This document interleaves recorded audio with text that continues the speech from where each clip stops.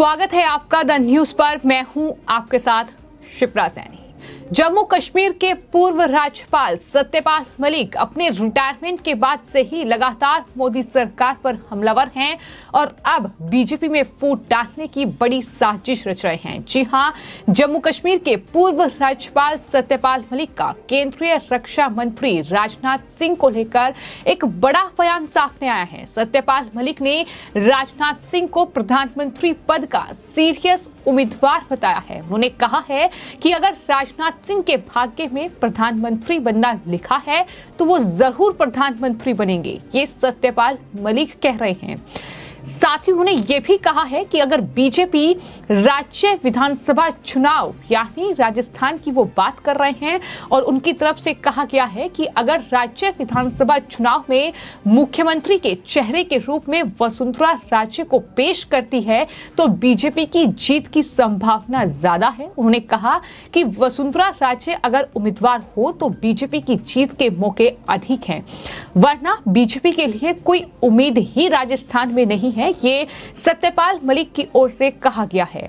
आपको ये बता दें कि सत्यपाल मलिक जम्मू कश्मीर के राज्यपाल रहे हैं, मेघालय के राज्यपाल भी रहे हैं और रिटायरमेंट के बाद से वो लगातार सरकार पर हमलावर हैं। वो लगातार प्रधानमंत्री नरेंद्र मोदी को अलग अलग मुद्दे को लेकर टारगेट कर रहे हैं, लेकिन इन सब के बीच एक तरफ वो कहते हैं कि बीजेपी के लिए 2024 में इलेक्शन जीतना मुश्किल है, लेकिन दूसरी तरफ सत्यपाल मलिक ये भी कहते हैं कि राजनाथ सिंह जो हैं वो प्रधानमंत्री पद के लिए एक सीरियस उम्मीदवार है और उनके भाग्य में अगर प्रधानमंत्री बनना लिखा होगा तो वो प्रधानमंत्री बनेंगे।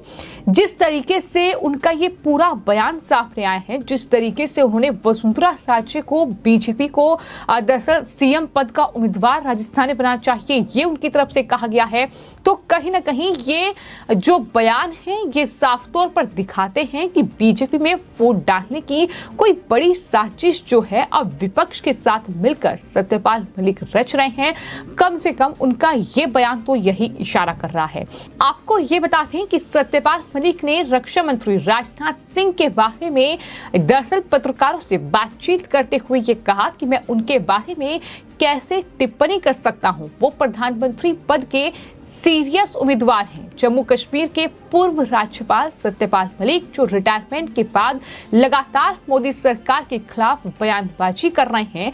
हालांकि उन्होंने पुलवामा आतंकी हमले को लेकर जो बयान दिया उस पर भी सियासी बयानबाजी का दौर जारी है। दरअसल सत्यपाल मलिक ने एक इंटरव्यू में पुलवामा हमले को केंद्र सरकार की विफलता करार दिया था। उनके इस बयान पर केंद्रीय गृह मंत्री अमित शाह ने जवाब दिया और कहा कि जब मलिक राज्यपाल थे जम्मू कश्मीर के तब उन्होंने आखिर ऐसा क्यों नहीं कहा, तब उन्होंने ये क्यों नहीं कहा कि पुलवामा हमला केंद्र सरकार की वजह से हुआ, मोदी सरकार को उन्होंने इसके लिए जिम्मेदार ठहराया, लेकिन अब जाकर वो इस तरह की बयानबाजी कर रहे हैं।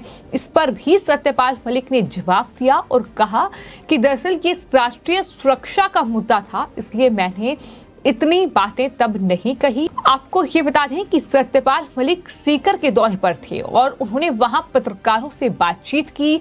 तमाम अलग अलग मुद्दों पर पत्रकारों ने सत्यपाल मलिक से सवाल भी किए, फिर चाहे वो पुलवामा आतंकी हमले को लेकर सत्यपाल मलिक का बयान हो जिसमें उन्होंने सीधे तौर पर केंद्र सरकार यानी मोदी सरकार को जिम्मेदार ठहराया, फिर चाहे वो सीबीआई ने जो उन्हें नोटिस दिया है, एक मामले में पूछताछ उनसे होनी है, वो मामला हो, या इसके अलावा बीजेपी को लेकर भी पत्रकारों ने कई सवाल सत्यपाल मलिक से किए हैं। बीजेपी को लेकर भी कई सवाल सत्यपाल मलिक से पत्रकारों ने किए और इन तमाम सवालों का जवाब देते हुए उन्होंने कहा कि मैंने तब भी पुलवामा मुद्दे को उठाया था, उसी दिन, अगले दिन और फिर बाद में भी कई बार उठाया था। जब मैं राज्यपाल था तब भी मैंने किसानों का मुद्दा उठाया था। ये कहना गलत है कि जब मैं पद से हट गया तो मैंने ये मुद्दा उठाया।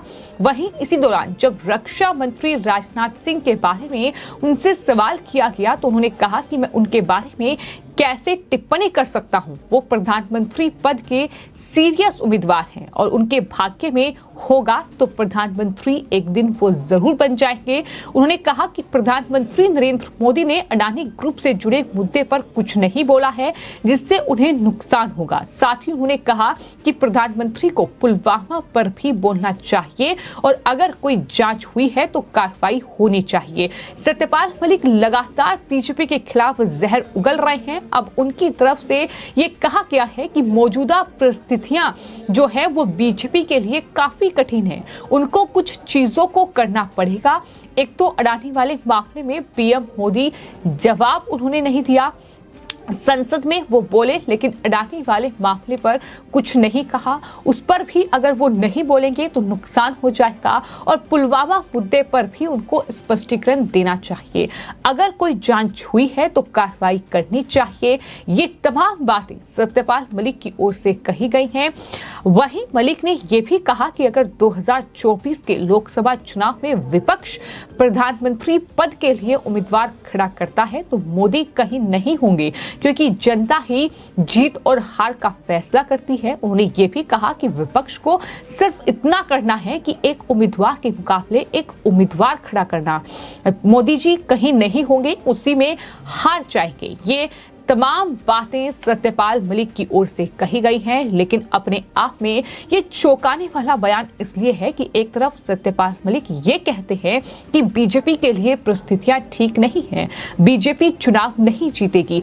अलग अलग मुद्दों को लेकर वो प्रधानमंत्री को टारगेट करते हैं, फिर चाहे वो किसानों का मुद्दा हो, फिर चाहे वो पुलवामा आतंकी हमला हो, तमाम अलग अलग मुद्दों को लेकर वो लगातार बयानबाजी कर रहे हैं। लेकिन इन सब के बीच जब वो कहते हैं कि राजनाथ सिंह प्रधानमंत्री पद के सीरियस उम्मीदवार हैं, ये अपने आप में हैरान करने वाला बयान है कि एक तरफ बीजेपी की इतनी ज्यादा आलोचना और दूसरी तरफ ये मंशा रखना कि दरअसल राजनाथ सिंह प्रधानमंत्री पद के उम्मीदवार हैं।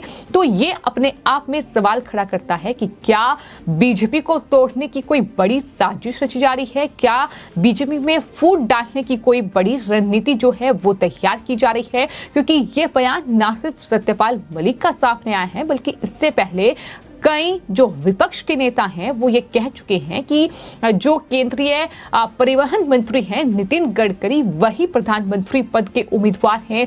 कई नेता ये कहते हैं कि मुख्यमंत्री उत्तर प्रदेश के योगी आदित्यनाथ प्रधानमंत्री पद के उम्मीदवार हैं। तो इस तरीके की ये बयानबाजी विपक्ष की ओर से जो की जा रही है, ये क्या बीजेपी में 2024 लोकसभा चुनाव से पहले फूट डालने के लिए की जा रही है? ये कहीं ना कहीं सवाल है जो सत्यपाल मलिक के इस बयान के बाद सामने आए हैं, क्योंकि ये बीजेपी का अपना मुद्दा है कि वो किसे प्रधानमंत्री पद का उम्मीदवार घोषित करेगी। फिर चाहे बात 2024 लोकसभा चुनाव की हो, फिर चाहे बात राजस्थान में विधानसभा चुनाव की हो। राजस्थान में विधानसभा चुनाव है और उसको लेकर भी जो सत्यपाल मलिक ने कहा है कि अगर वसुंधरा राजे को बीजेपी मुख्यमंत्री पद का उम्मीदवार बनाती है तो वहां बीजेपी जीत सकती है। तो वसुंधरा राजे का जिक्र वो कर रहे हैं, तो क्या राजस्थान में भी बीजेपी में फूट डालने की कोशिश की जा रही है इनके जरिए? ये तमाम बड़े सवाल हैं जो कहीं ना कहीं उठ रहे हैं। लेकिन वहीं पुलवामा आतंकी हमले को लेकर अब सत्यपाल मलिक ने सफाई दी है और कहा है कि उन्होंने ये नहीं कहा कि मोदी सरकार ने पुलवामा आतंकी हमला करवाया। उन्होंने यही कहा कि जो पाकिस्तान आतंकप्रस्त लोग हैं उन्होंने ही इस हमले को दरअसल अंजाम दिया, लेकिन सेना वहां सरकार से तमाम हथियार मांग रही थी, तमाम चीजें मांग रही थी जो उन्हें सप्लाई नहीं की गई।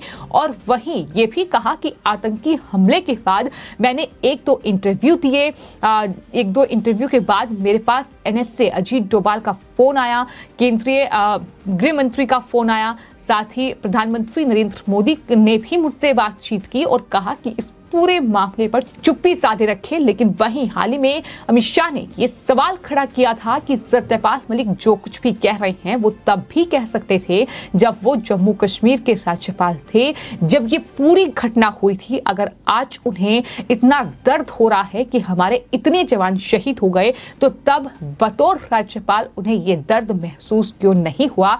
ये बहुत बड़ा सवाल है जिसको लेकर जनता भी उनसे सवाल पूछ रही है। और यही वजह है कि सत्यपाल मलिक जो कि रिटायर हो चुके हैं, लेकिन कहीं ना कहीं उन्हें ये उम्मीद थी कि उनका जो कार्यकाल है वो बढ़ाया जाएगा या फिर वो देश के उपराष्ट्रपति पद के उम्मीदवार बनेंगे। लेकिन सत्यपाल मलिक की ये मंशा पूरी नहीं हुई, ये इच्छा पूरी नहीं हुई। और शायद यही वजह है कि इस तरीके से वो लगातार बयानबाजी कर रहे हैं, इस तरीके से वो लगातार जो है सरकार को घेर रहे हैं। अब ये बड़ा बयान सत्यपाल मलिक की ओर से दिया गया है जिसमें उन्होंने ये कहा है कि राजनाथ सिंह प्रधानमंत्री पद के सीरियस उम्मीदवार हैं। फिलहाल आपकी इस पूरे मामले पर क्या राय है, हमें कमेंट बॉक्स में जरूर लिखें और चैनल को सब्सक्राइब करें। धन्यवाद।